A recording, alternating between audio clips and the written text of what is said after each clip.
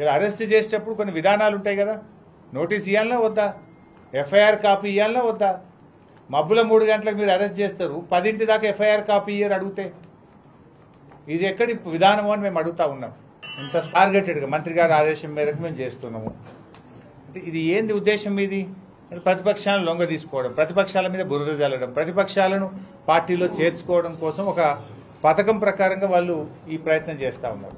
మరి ఇలా అనేక క్వారీలు లీజ్ అయిపోయినాయి, వాటిని ఎక్కడ టార్గెట్ చేస్తారు? అవన్నీ కూడా నడుస్తూ ఉన్నాయి, కాంగ్రెస్ పార్టీ నాయకులే నడుస్తూ ఉంటాయి, దాని మీద ఏం చేయరు.